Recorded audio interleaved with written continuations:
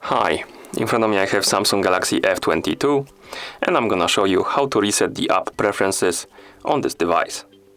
First we need to open the settings. To do it, swipe upwards on the screen and then tap on the settings icon.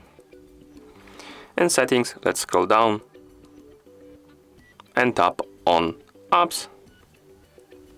Here let's tap on the more options icon in the top right corner. And once the menu appears, select the Reset App Preferences. And then tap on Reset to reset the preferences, like this. And that's how you reset the app preferences on this device. Thank you for watching. If you found this video helpful, please consider subscribing to our channel and leaving the like on the video.